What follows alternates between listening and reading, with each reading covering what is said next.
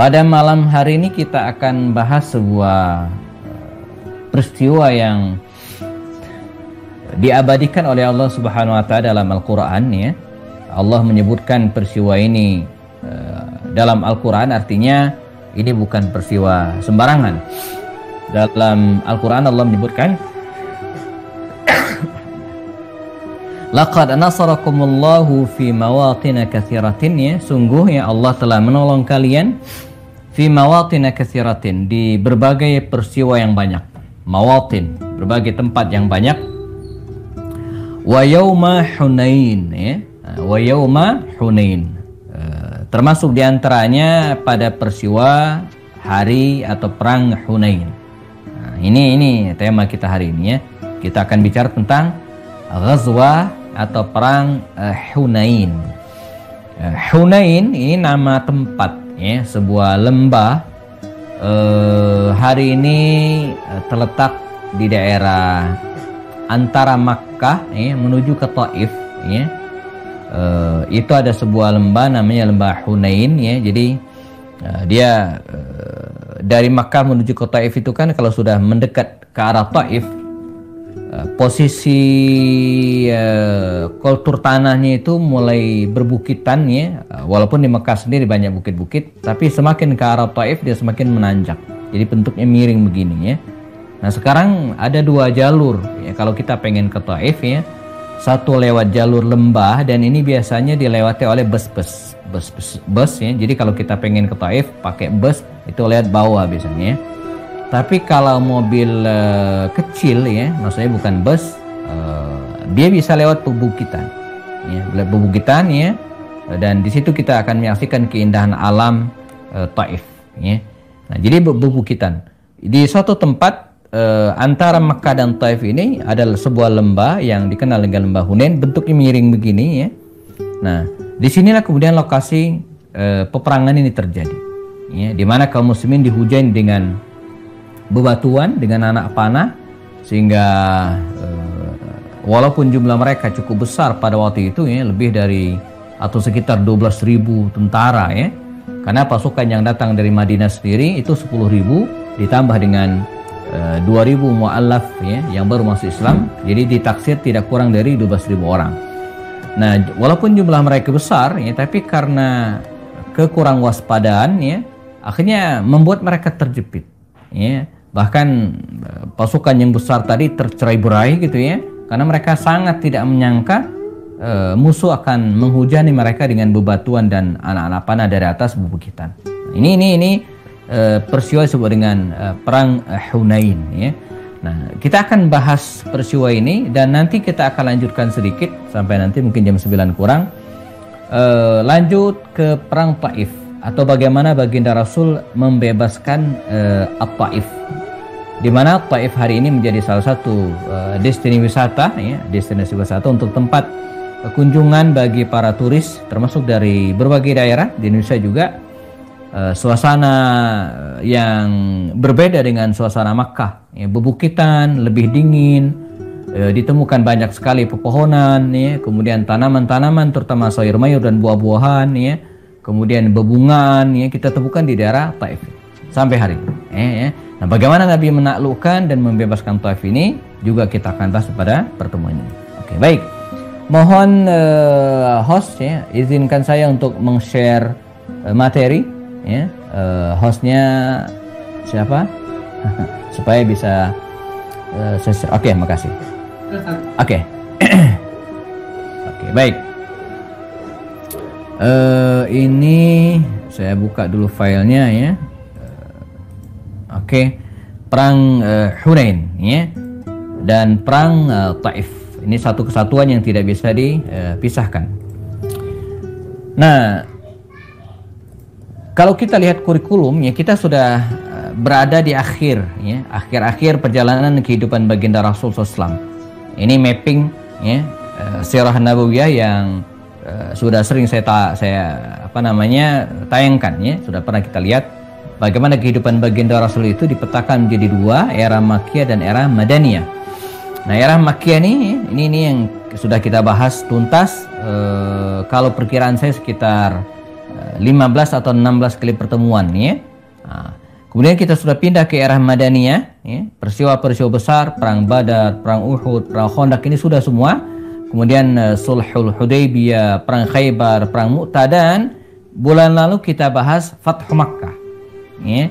Jadi bulan lalu kita bahas Fathu Makkah. Hari ini kita bahas perang Hunain dan Taif ya. Bulan berikutnya ya, berarti bulan Desember akhir insyaallah kita akan bahas perang Tabuk ya. Nah setelah itu tersisa 2 tema lagi, Haji Wada dan wafatnya Rasulullah ya. Jadi sekitar bulan Februari atau Maret kita akan tuntaskan kajian Sirat Nabawiyah ini, sejarah hidup baginda Rasulullah SAW. Setelah itu kita UAS ya, ujian akhir semester karena temanya sudah selesai ya. Nah, nanti kita bisa lanjutkan dengan membahas sejarah Khulafaur Rasyidin ya, atau sejarah para sahabat ya yang mendampingi baginda Rasul sallallahu alaihi wasallam. Oke, baik. Ghazwa Hunain ya, atau perang Hunain ya. Nah, bagaimana latar belakang ya peristiwa ini terjadi? Nabi stay di Makkah itu sekitar 19 hari ya, jadi dari Madinah Nabi menuju ke Makkah dan membebaskan kota ini ya, maka peristiwa disebut dengan Fathu Makkah. Nabi tinggal di kota Makkah ini sekitar 19 hari ya, di bulan Ramadan. Kita pernah bahas kisahnya bagaimana Nabi melaksanakan Shaum Ramadan pada 3 fase ya. Fase pertama ketika akan berangkat Nabi puasa. Fase kedua dalam perjalanan Nabi membolehkan puasa dan membolehkan juga tidak puasa. Dan pada fase terakhirnya beliau menganjurkan para sahabat agar membatalkan puasanya ketika akan memasuki kota Mekah, mengantisipasi peperangan yang mungkin akan terjadi ya. Nah, Nabi berhasil membebaskan kota ini yang nyaris tanpa peperangan sama sekali. Dari 5 penjuru Nabi kepung ya Makkah ya, lewat jalur utama Rasulullah. Di sebelahnya ada Abu Ubaidah bin Jarrah, kemudian Sa'ad bin Ubadah yang kemudian digantikan dengan anaknya Qais bin Ubadah, Qais bin Sa'ad bin Ubadah. Lalu kemudian ada Zubair bin Awam ya. Lalu kemudian yang terakhir ada Khalid bin Walid yang bawa pasukan muter paling jauh ya, sampai ke daerah Misfalah kalau kita lihat hari ini. Lalu kemudian balik lagi ke arah mana dekat Mas'ah, tempat Nabi, tempat kita hari ini Sa'i. Jadi Khalid itu pasukannya paling jauh muter ya. Nah, nyaris tanpa perlawanan sama sekali dalam 1 hari itu ya, Makkah tunduk, takluk, tak ada peperangan. Ada sedikit di pojokan Khalid bin Walid, tapi tidak terlalu banyak ya, karena mereka segera melarikan diri. Dan hari itu Makkah tunduk ya, Ka'bah berhasil dibersihkan, 360 berhala yang sebelumnya berada di seputar Ka'bah dirobohkan oleh kaum muslimin ya. Lalu kemudian muadzin Rasulullah mengumandangkan azan di atas Ka'bah. Nabi berdiri di tengah-tengah orang-orang yang selama ini mengusirnya ya, meludahi, menyiksa ya. Ada 2000 tawanan di hadapan Rasulullah dan mereka ya tunduk takluk memeluk Islam. Makkah pun berada dalam kekuasaan kaum muslimin ya. Namun demikian beberapa kabilah yang berada di luar Makkah ya, di sekitar Makkah ya, bukan di dalam Makkah, ini tidak mau tunduk. Bahkan andai mereka tidak melakukan serangan, Nabi akan membiarkan ya. Tetapi dari mata-matanya ya, baginda Rasul mendapatkan informasi beberapa kabilah ini sedang menggalang kekuatan, dipimpin oleh 2 kabilah besar, Hawazin dan Thaqif. Ini 2 kabilah besar yang dulu jamaah sejak zaman jahiliyah ya, ini suka konflik dengan kaum muslimin, dengan orang-orang Quraisy. Nah, jadi suku Hawazin ini yang menyebabkan terjadinya perang Fijar ya, di kala Nabi remaja ya. Dan kabilah Bani Thaqif ini adalah kabilah yang berada di Taif, di mana salah satu kabilah yang melempari Nabi dengan batu ketika beliau pernah mau hijrah ke Taif. Nah, mereka berkumpul di sebuah tempat namanya Lembah Autos ya, masih di seputar Taif arah ke Mekah, sekitar mungkin sekian belas kilometer dari Arafah. Ya, Arafah itu menuju ke Taif satu arah. Ya. Dipimpin oleh Malik bin Auf An-Nasri. Ya. Mereka berkumpul full dan siap memerangi Rasulullah SAW hidup atau mati. Mengapa disebut dengan hidup atau mati, atau kalau dalam bahasa permainan itu ya ini final ya. Pokoknya tidak ada perang setelah ini kecuali menang atau kalah. Ya.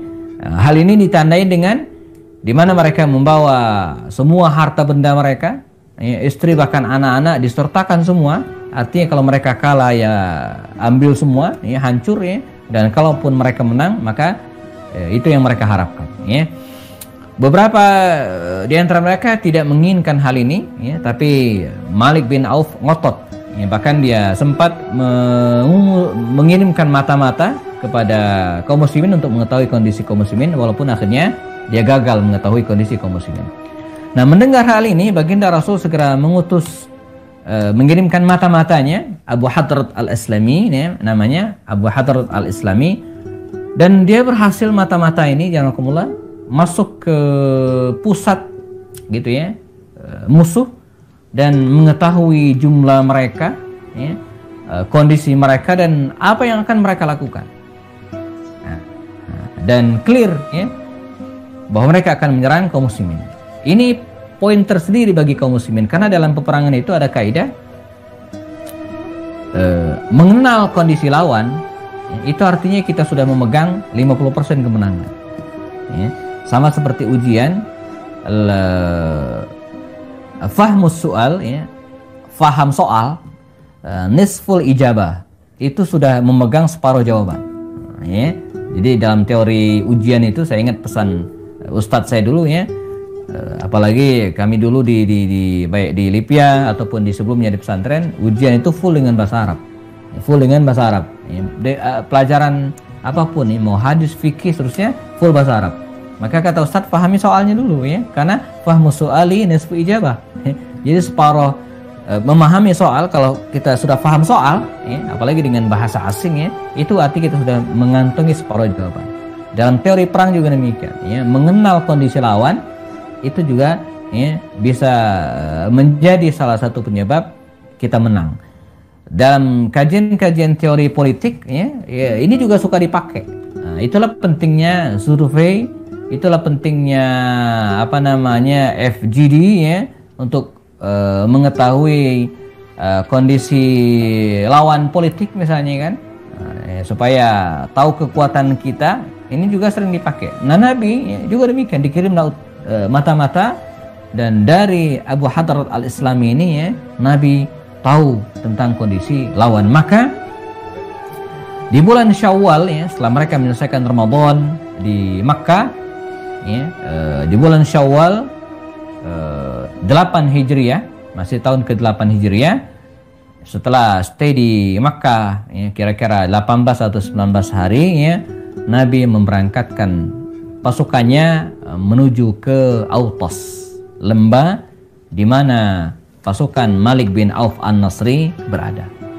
Angkanya cukup besar, jumlah kaum muslimin tidak kurang dari 12.000 orang seperti yang sampaikan tadi, dan ini besar, sangat besar ya, dibanding dengan perang-perang sebelumnya ya. Dalam perjalanan tersebut ya, mereka sebelum ke Autas mereka menuju ke Hunain ya, dan di sana mereka lewat sebuah pohon besar ya. Kemudian para mu'allaf, orang-orang yang baru masuk Islam tadi itu ya, meminta kepada Rasul agar mereka berhenti di pohon tersebut. Ada semacam tuntutan, permintaan agar Nabi membolehkan mereka menggantungkan senjata ya, alat-alat perang di tempat pohon tersebut yang dikenal dengan pohon Zatu Anwat. Nah, mereka berharap entah bukan keberkahan, semacam mistiknya begitu ya. Ini pohon besar ya, mengambil keberkahan khususnya. Nabi marah ya, dan khawatir gitu ya, bahwa tempat itu akan dijadikan sebagai tempat keramat. Maka Nabi segera memerintahkan kepada sahabatnya untuk meneruskan perjalanan. Nah, jadi karena yang menyertai Nabi itu ada sebagian yang baru masuk Islam. Ada 2.000 tentara baru masuk Islam. Jadi di satu sisi hal ini bisa dipahami, tapi di satu sisi kita juga belajar tentang sebuah ketegasan, ya, tentang mana yang kita boleh toleransi dalam dakwah itu dan mana yang kita tidak boleh toleransi. Kalau dalam hal pelaksanaan ibadah, ya, kekurang sempurnaan bagi para mu'allaf itu biasa, karena mungkin mereka belum belajar, ya. Misalnya ada orang yang baru masuk Islam, lalu kemudian suruh baca Quran, terbata-bata, sangat mungkin kita maklumi. Demikian juga ketika dia sholat, gerakan-gerakan sholatnya belum sempurna, kita harus bisa pahami, ya. Tapi untuk hal-hal yang sangat prinsip seperti akidah, seperti yang dialami para sahabat Nabi ini, itu tidak ada toleransi, nggak boleh, ya, tidak dibenarkan. Misalnya ada orang yang mu'allaf, lalu kemudian dia menggunakan cincin, ya, berharap cincin ini kenapa enggak atau dia mengakui dan kemudian menganggap cincin ini menimbulkan keberkahan tersendiri dan kemudian tidak boleh dilepas. Ini harus segera dijelaskan, enggak boleh, ya.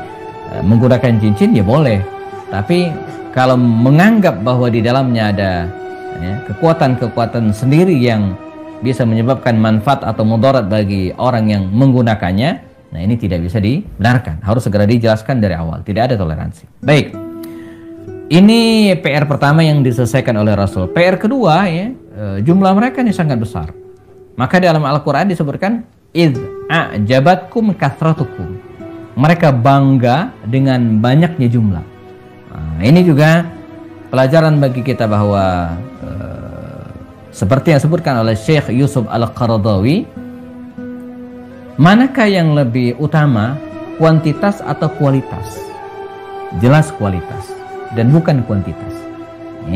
Jadi yuqaddam, didahulukan kualitas ketimbang kuantitas. Buat apa banyak tapi enggak kuat gitu, ya. Maka kualitas itu menjadi penting.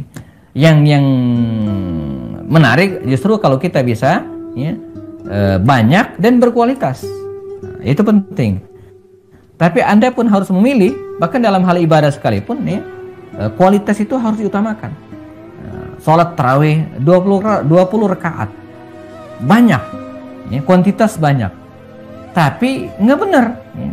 Gerakannya nggak karuan, ya, jauh dari kata khusyuk, ya, terburu-buru, ya enggak. Mendingan 8 tapi dilaksanakan dengan cara yang khusyuk, tenang, bacaan ayatnya murattal, ya, daripada 20 rakaat tapi cuma 7 menit seperti yang ada di video-video tersebar. Nah, ini tidak berkualitas walaupun banyak.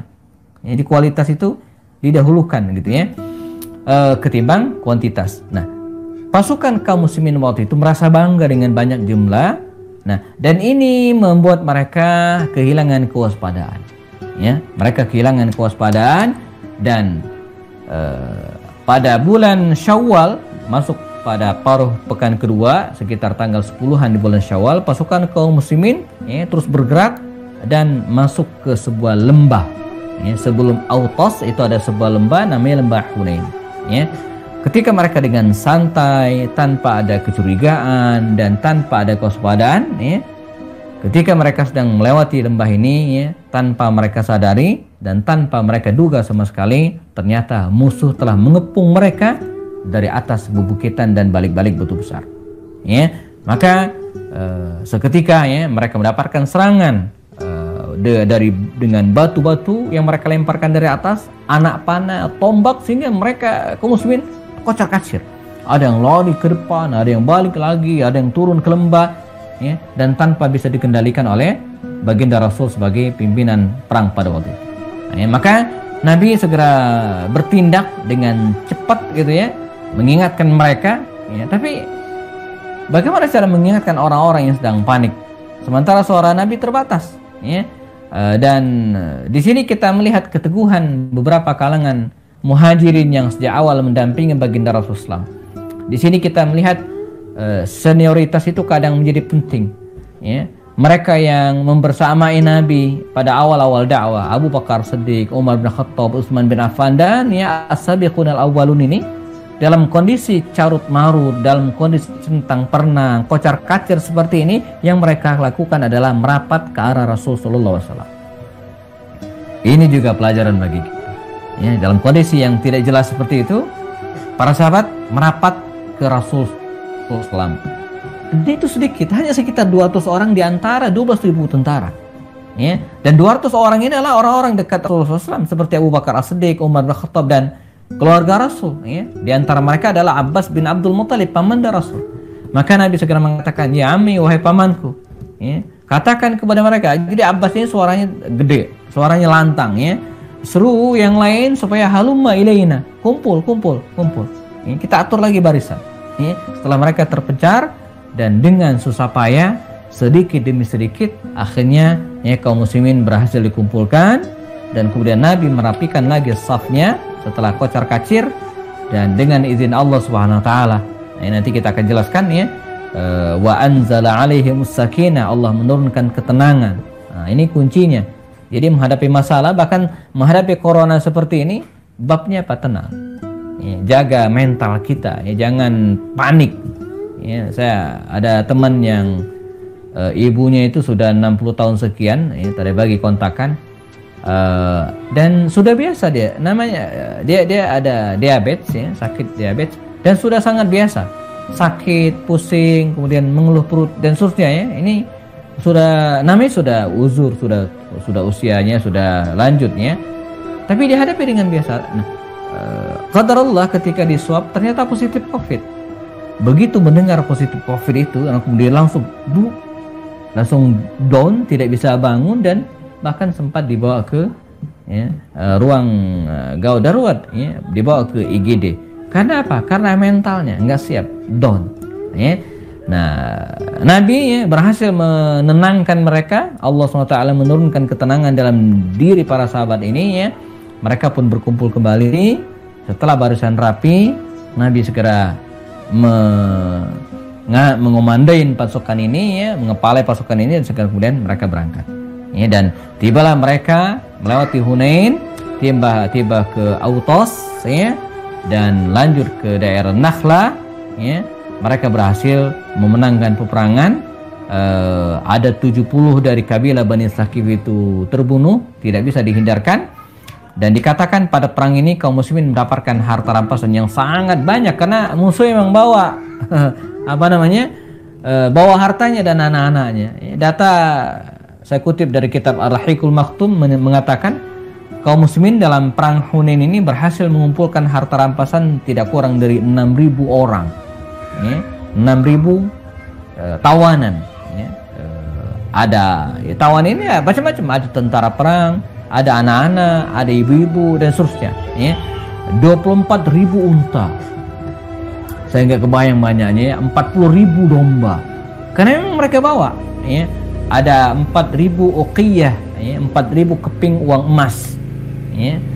Nah, semua harta rampasan perang ini, rakumullah, disimpan oleh Rasulullah SAW, ditumpuk di sebuah tempat dekat sumur. Ya, di situ ada sumur namanya sumur Ji'rana. Nah, dikumpulkan di sini, ya, dan kata Rasul, jangan ada seorang pun yang mengambilnya. Semua kumpulkan di sini. Kita selesaikan dulu urusan dengan musuh, karena mereka melarikan diri ke Taif.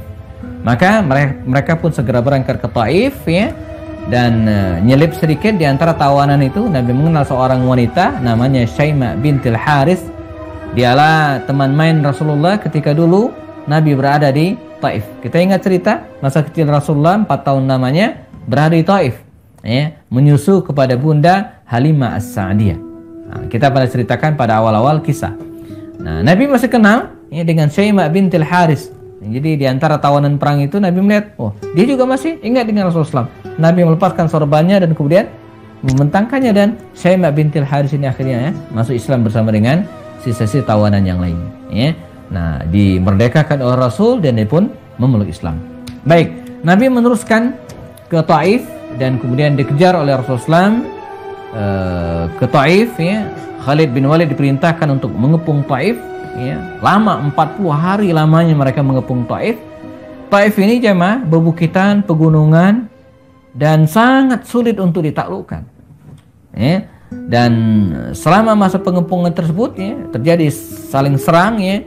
Namun akhirnya setelah bersusah payah, bahkan Nabi sempat membolehkan para sahabat untuk menebang pepohonan, ya, dan ini nggak boleh dalam kondisi normal. Dalam kondisi perang normal, ya, kalau tidak terpaksa sekali tidak boleh menebang pepohonan bahkan membunuh hewan. Nah, akhirnya ya mereka tidak bisa ditaklukkan walaupun belakangan satu demi satu masuk Islam setelah Nabi kembali ke Madinah ya. Sebagian menyerah dan sebagian dibiarkan oleh Rasul bersembunyi di Taif tersebut. Ya, dan Nabi pun akhirnya meninggalkan Taif ya dan kembali ke Ji'ranah lagi. Ya, berkumpul di Ji'ranah, memasang tenda agak semi permanen. Di situ ada sumur ya. Nah, di sini Nabi ya, mengkoordinasikan para sahabat lagi dan kemudian dibagilah harta rampasan perang ya, kepada para sahabat. Dan di sini ada satu hal yang harus dijelaskan. Dalam pembagian harta rampasan perang yang banyak ini ya, Nabi lebih mengutamakan pembagian harta rampasan perang itu kepada para mu'allaf, orang-orang yang baru masuk Islam ya. Karena itu dalam kajian-kajian fikih di antara mustahiquz zakat itu adalah al-mu'allafatu qulubuhum, orang yang baru masuk Islam walaupun mereka kaya ya. Abu Sufyan yang baru masuk Islam jelang Fathu Makkah mendapatkan 40 uqiyah emas, 100 ekor unta, demikian juga dengan keluarganya yang lain. Dan demikianlah ya, Nabi membagikan harta rampasan perang dan hanya menyisakan sedikit ya. Hal ini sempat membuat cemburu dan ini manusiawi ya. Sa'ad bin Ubadah dari kabilah Al-Khazraj dari kalangan Ansari sempat mengkonfirmasi hal ini kepada Rasul SAW. Bahkan ada di antara mereka yang sempat nyeletuk, ini nggak adil, ini nggak adil.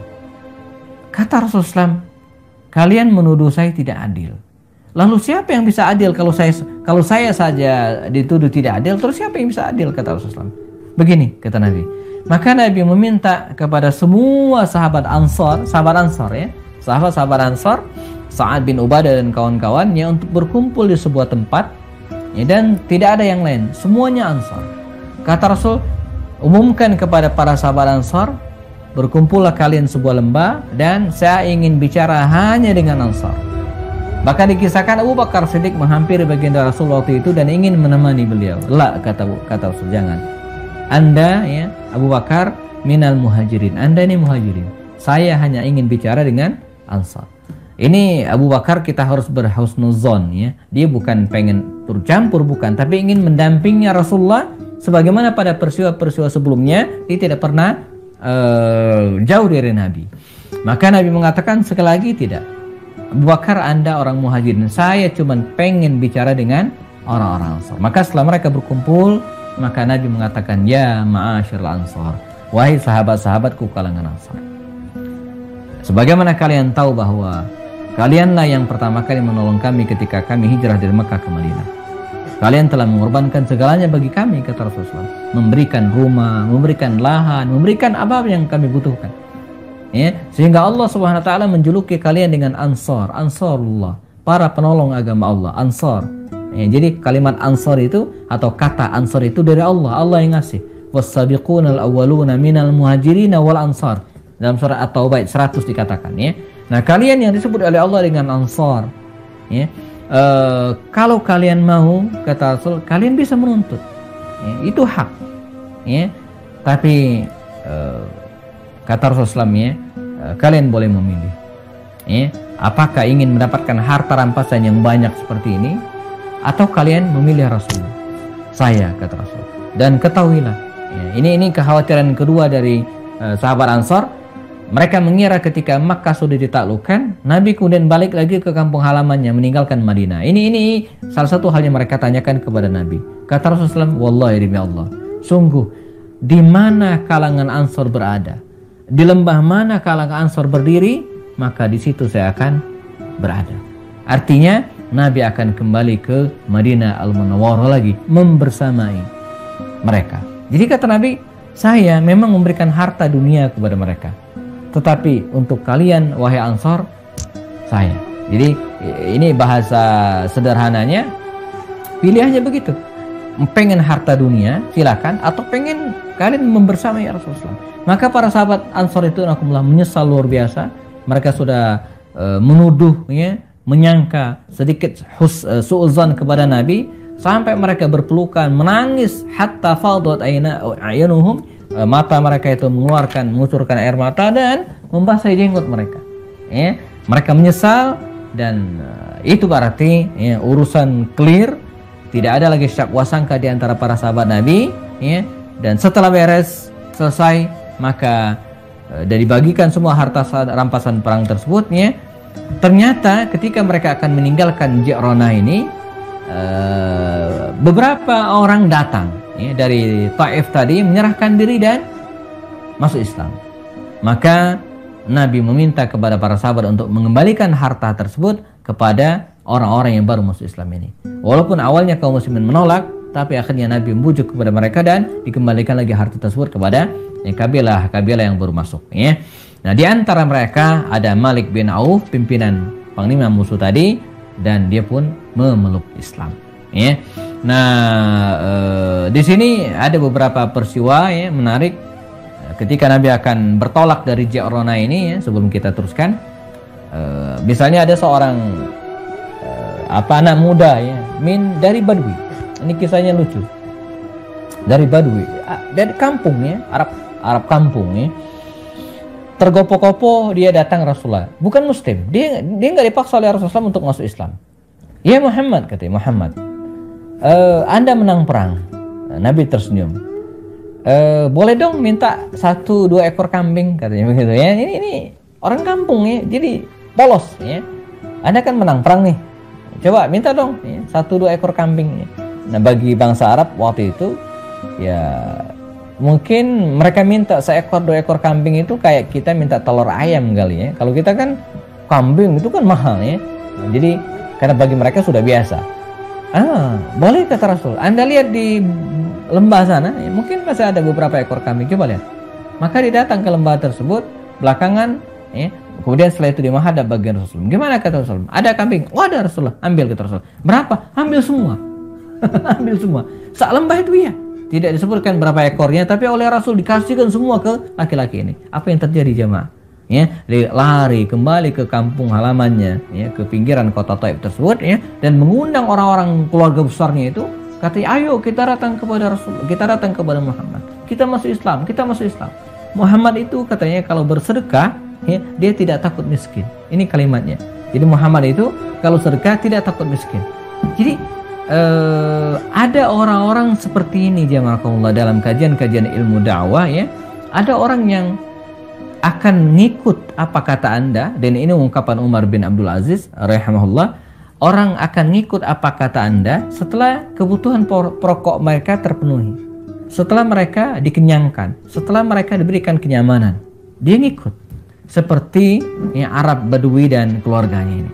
Nah, ya. Jadi kata Umar bin Abdul Aziz lagi belakangan, seorang tabi'in, khalifah terkenal, kalian akan menemukan sekelompok orang yang akan mengikuti apa kata Anda setelah diberikan uang, setelah diberikan harta. Nah, ini ya. Kemudian kisah yang lainnya nanti kita ketemu dengan Sofwan bin Umayyah. Jadi Sofwan bin Umayyah ini anaknya Umayyah bin Khalaf, tokoh Quraisy. Dia nggak mau masuk Islam. Ya. Jadi kata dia, Anda menang, saya menyerah, tapi untuk masuk ke agama Anda, kentar dulu. Kata Sofwan bin Umayyah, Nabi biarkan, silakan ya. Bahkan ketika perang Taif ini dia ikut, ya, bukan karena dia Muslim, tapi karena dia meminjamkan 40 baju besi kepada baginda Rasul. Jadi dia ngawal pinjamannya itu kira-kira ya. Nah setelah menang, ya Allah, dia minta kambing, ya, minta jatah lah begitu kira-kira ya. Ini jatah preman ke Rasulullah ya. Boleh dong katanya, saya kasih ini apa namanya jatah. Silakan, kata Rasul. Anda ambil di situ ada dekat oase, dekat apa namanya ya, ya mata airnya. Di situ ada beberapa hewan, ya, kambing, mungkin unta juga. Anda ke sana. Begitu dilihat, banyak. Laporan ke Rasulullah. Ada, kata Nabi, ada. Berapa ekor? Sekian. Ambil, kata Rasul. Berapa ekor, Rasulullah? Semua. Begitu sebutkan kata semua, dia ambil dan dia pun masuk Islam. Padahal dia orang kaya. Jadi Sofwan bin Umayyah ini orang kaya gitu kan. Jadi begitu dikasih harta oleh Rasulullah SAW ya, unta, kambing, seterusnya, dia baru masuk Islam. Sekitar mungkin sudah 4 bulanan berlalu dari ya, dari peristiwa Fathu Makkah ya. Nah, jadi ini kondisi kaum muslimin pada waktu itu. Nah, setelah urusan beres semua ya, maka Nabi mengajak para sahabat untuk umroh. Nah, inilah umroh ketiga Rasulullah. Umroh pertama umroh Hudaybiyah, umroh kedua umroh qadha setahun setelah Hudaybiyah, dan umroh ketiga adalah umroh ini, umroh Fathu Makkah. Dari Ji'rana ini ya, beliau melepaskan pakaiannya dan menggantinya pakaian ihram. Maka tempat itu hari ini jemaah, tempat ini disebut atau menjadi salah satu tempat miqat. Dulu di tempat ini ada sumur mata air, namanya mata air atau Bi'ru Ji'rana ya, sumur Ji'rana. Saya pernah mendapatkan kisahnya ya, tentang sumur Ji'rana ini di masa Rasulullah. Pernah ketika Nabi stay di sini ya, bersama dengan pasukan perangnya, pasang tenda dan nyaman karena memang ada mata air yang mereka bisa gunakan untuk bersuci, mandi dan mencukupi kebutuhan mereka. Nah, di antara sisa-sisa pasukan perang musuh tadi ya, masih ada yang dendam kepada kaum muslimin dan Rasulullah. Maka dia membubuhkan racun ke sumur Ji'rana tersebut, berharap ketika Nabi dan kaum muslim mengambil, mereka akan tewas. Ya. Namun ternyata oleh baginda Rasul sumur ini didoakan. Ya. Dan justru boro-boro mencelakakan, tapi justru ngobatin. Jadi belakangan, sampai kemudian belakangan, sumur ini berkhasiat. Ya. Mereka yang ada penyakit tertentu diminum sehat dengan izin Allah tentu saja. Wallahu alam ya, saya sempat mendengar dulu nenek moyang kita ya, tapi kita juga harus cek lagi nih kisahnya. Tapi ini santar di beberapa buku dijelaskan, ya, terutama kisah tentang haji zaman dulu ya. Nenek moyang kita dulu kalau pulang ya, ada di antara mereka yang bahkan membawa dua jenis air. Pertama air Zam-Zam, yang kedua sumur Ji'rana ini. Ya. Nah, entah dengan alasan takut dikeramatkan atau takut disalahgunakan, sehingga sumur ini akhirnya ditutup. Saya beberapa kali ke tempat ini umroh saya yang kesekian ya, dan tidak menemukan. Saya sempat sambil nunggu jamaah yang sedang menggantikan pakaian ihramnya, menunggu mereka sedang sholat sunnah di masjid Ji'rana ini ya, saya suka keluyuran ya, nyari pedagang atau orang-orang yang sudah lama tinggal tempat tersebut. Saya bilang, ada sumurnya mana? Sumur Ji'rananya mana? Mereka tidak tahu lagi. Jadi sudah ditutup, khawatir disalahgunakan oleh jamaah. Maka pemerintahan Saudi atau mungkin pemerintahan sebelumnya mengkelos sumur ini dan didirikanlah masjid. Hari ini di situ ada masjid namanya Masjid Ji'rana, menjadi salah satu alternatif kalau kita pengen umroh dan sudah berada di Mekah, ya, maka datanglah ke tempat ini, kita bisa miqat. Jadi ada 3-4 tempat miqat dari Mekah itu ya. Pertama Ji'rana, yang kedua adalah Tan'im, yang ketiga Hudaybiyah, dan ada satu lagi bisa juga dari Qarnul Manazil. Ini lebih jauh lagi. Nah, mengapa orang biasanya walaupun sekitar 27 kilo dari kota Mekah, agak jauh, tapi banyak yang ngambil miqat di sini ya, karena posisinya sudah dekat dengan Arafah. Yang biasanya kalau kita umroh itu dalam kondisi non pandemi ya, di luar pandemi, ada jadwal kunjungan ke kawasan Arafah, Musdalifah dan Mina. Nah, sekalian ya, umroh yang kedua biasanya itu dibawa ke Ji'rana ini. Ya, sebab kalau ke Tan'im emang dekat dengan Makkah tapi berjauh dari Arafah. Nah, biasanya kita diajak ke Ji'rana ini ya, menjadi tempat miqat hak untuk umroh ya. Miqat itu artinya start niat mengganti pakaian kita dengan pakaian ihram dan berniat dari sini membaca talbiyah dari Ji'rana ini ya. Ini biasanya dilaksanakan untuk umroh yang kesekian ya. Kalau yang pertama biasanya ya dari Madinah. Kalau yang dari Madinah kita miqatnya di Abyar Ali atau Bir Ali. Nah, ini yang tadi disebutkan ya, beberapa hikmah yang mungkin bisa kita ambil ya. Pertama, jazakumullah, pelajaran kepada kita dan kaum muslim, pelajaran yang bisa dipetik ya dari peristiwa ini, bahwa rasa takabur ya atau sombong lah kalau sebutnya ya, yang dialami oleh kaum muslimin pada waktu itu. Mereka merasa jumlahnya banyak ini membuat kaum muslimin hampir kalah. Terjepit di lembah Hunain, dihujani dengan batu-batu dan anak panah serta senjata. Kalaulah tidak dengan pertolongan Allah yang diabadikan oleh Allah Subhanahu wa taala dalam Al-Qur'an, maka mereka akan celaka. Maka Allah berfirman, laqad nasarakumullahu fi mawatin katsiratin. Sungguh Allah telah menolong kalian fi mawatin katsirah, di tempat yang banyak pada peristiwa beragam, wa yauma Hunain, dan termasuk di antaranya pada perang Hunain.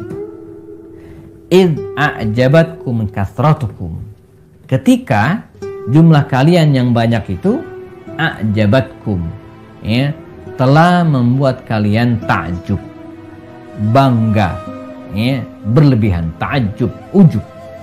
Jadi dalam bahasa Arab ada disebut dengan at-takabbur dan ada disebut dengan ujub. Ujub itu artinya, kalau takabur itu merasa dirinya benar dan meremehkan orang lain, itu namanya takabur, sombong. Adapun ujub itu percaya diri yang berlebihan. Nah, jadi dia sebenarnya agak sedikit di bawah takabur. Takabur itu merasa benar dan meremehkan orang lain. Tapi kalau ujub itu ajabatkum kasratukum, bangga dengan dirinya sendiri. Merasa dia paling pintar, merasa dia paling senior, merasa dia paling segalanya. Nah, ini disebut dengan ujub. Dan dua-duanya nggak boleh, baik ujub apalagi takabur. Ini adalah min akhlaqal mazmumah, termasuk akhlak yang tercela, ujub. Falam tughni ankum syai'a, padahal jumlah kalian yang banyak itu, kata Allah, lam tughni ankum syai'a, itu tidak mendatangkan apa-apa. Bahkan dalam hadis Nabi mengatakan bahwa kaum muslimin ini seperti kalau ghusta, seperti buih itu kan banyak al-ghusta. Tapi buih nggak ada apa-apanya, dia bisa dipermainkan oleh ombak, terombang-ambing kemanapun, dan bahkan dihempaskan ke pantai dan kemudian menjadi tidak ada apa-apanya, hilang sama sekali. Jadi id ajabatkum kasratukum falam tughni ankum syai'a wa daqat 'alaikumul ardu bima rahabat. Jadi ketika musuh itu datang, kemudian bumi itu terasa daqat, sempit, dikepung oleh musuh, summa walaitum mudbirin, kemudian kalian pergi kabur. Nah, ini kisahnya. Lalu bagaimana Allah menyelamatkan mereka? Summa anzala 'alaikumus sakinah. Lalu Allah menurunkan kepada mereka as-sakinah. Kata ini yang sering kita dengar ketika membahas tentang hikmah pernikahan. Litaskunu ilaiha. Litaskunu ilaiha, agar kalian bisa tenang, sakinah. Jadi kalimat sakinah itu artinya, sakana itu secara asal bahasa artinya tinggal, menetap. Aina taskun, di mana engkau menetap. Sakinah itu artinya menetap, mantap, tenang. Summa anzala 'alaikumus sakinah, lalu Allah menurunkan kepada kaum muslimin tadi itu as-sakinah, ketenangan. Ala rasulihi, kepada rasulnya, wa 'alal mu'minin, dan kepada kaum mukminin, orang-orang yang beriman. Ini pertolongan Allah yang pertama. Apa itu? Ditenangkan, diberikan ketenangan. Yang kedua adalah wa anzala junudan, dan Allah mengirimkan kepada mereka, menurunkan kepada mereka junudan, tentara-tentara, para malaikat. Lam tarauha, yang tidak kalian lihat. Nah, ini pertolongan Allah yang kedua, menurunkan ketenangan, lalu dikirim tentara-tentara Allah Subhanahu wa taala berupa para malaikat yang tidak dilihat oleh mereka sendiri, bahkan apalagi oleh musuh. Nah, yang ketiga adalah wa'adzabal ladzina kafaru, dan memberikan azab, siksaan, tekanan alladzina kafaru, kepada orang-orang kafir. Nah, ini pertolongan Allah, wa dzalika jazaa'ul kafirin. Nah, itulah balasan bagi orang-orang yang kafir. Maka Allah Subhanahu wa taala memberikan ketenangan kepada kaum muslimin, dan akhirnya mereka bisa memenangkan peperangan. Kemudian hikmah yang kedua, jazakumullah, Nabi berhasil menyusupkan intel ke tengah musuh, sementara Malik dan kawan-kawan gagal. Ini salah satu abqari Rasul, kecerdasan Nabi dalam memanage sebuah peperangan, dan selalu begitu. Dalam perang Badar, Nabi menyusupkan mata-matanya Dalam perang Uhud, ya, ada utusan dari Abbas bin Abdul Muttalib yang juga mata-mata. Dalam perang Khandaq kita mengenal Hudzaifah ibnul Yaman juga mata-matanya, dan dalam perang-perang yang lain, ya. Jadi ada intelnya, ya. Kalau hari ini kita sebaliknya, justru kita yang dimata-matai, ya. Padahal kaidah dalam persaingan itu, ya, mengenal kondisi lawan itu bagian dari fondasi kemenangan. Bolehnya meminjam atau meminta bantuan kepada non-muslim kalau tidak khawatir membahayakan. Dalam konteks ini Nabi, ya, meminjam baju besi kepada non-muslim, Sofwan bin Umayyah tadi itu. Tapi ketika Nabi meminjam, ya, ini dijamin tidak akan membahayakan. Tapi kalau ada ikatan tertentu yang kemudian menyebabkan kesulitan kita di belakang hari, ya nggak bisa, ya. Misalnya, jadi dulu di masa ada seorang ulama namanya Imam Hasan Al-Basri, ya. Imam Hasan Al-Basri ini lahir sekitar tahun 21 Hijriah. Dia tidak sempat ketemu Rasulullah, dia hanya sempat ketemu dengan para sahabat Nabi, ya. Maka disebut dengan tabi'in. Imam Hasan Al-Basri ini dia pernah dipenjara oleh penguasa Damaskus kalau tidak salah pada waktu itu. Mengapa? Karena dia memfatwakan haram, ya, bekerja sama dengan pasukan salib, ya, pada waktu itu daerah pemerintahan Bani Abbasiyah, ya, di era pemerintahan Bani Abbasiyah, ya. Bahkan sampai di penjara. Dia mengharamkan, ya, memberikan fatwa tidak boleh bekerja sama dengan orang-orang kafir. Karena apa? Karena akan merugikan. Tapi kalau konteksnya ini tidak. Nah, jadi bahkan Nabi juga pernah menyewa seorang non-muslim, ya, Abdullah bin Uraiqid Al-Laitsi sebagai penunjuk jalan. Dia sewa, pekerja profesional. Makanya mungkin ada yang ada perusahaan gitu kan, lalu kemudian untuk kepentingan tertentu dan tidak ada yang ahli untuk melaksanakannya kecuali orang ini, sementara dia non-muslim, boleh, ya, kalau kita merasa aman. Walaupun pada kisah yang lain Umar bin Khattab pernah memerintahkan kepada Abu Musa al-Asy'ari, ya, untuk memecat sekretarisnya yang beragama Nasrani. Ini juga pernah. Jadi kesimpulannya apa? Kalau ada pertanyaan, bolehkah kita, ya, meminta bantuan, ya, kepada non-muslim dalam konteks dunia kerja ataupun sejenisnya, maka tergantung kondisi. Jadi tidak bisa digeneralkan, ya. Pertimbangannya kalau dirasa aman, ya, misalnya dia sebagai staf yang tidak tahu banyak tentang perusahaan, ya. Tapi kalau di bagian keuangan yang ngerti perusahaan kita, wah, ini mungkin harus dipertimbangkan untuk menggunakan yang lain, ya. Sikap Nabi terhadap harta, ya, walaupun beliau panglima perang dan beliau yang berkuasa, tapi apa yang kemudian terjadi? Beliau menghabiskan harta itu dan dibagikan kepada para sahabat, ya. Dan ini cerminan seorang pemimpin yang luar biasa, seperti yang dikatakan oleh Umar bin Khattab.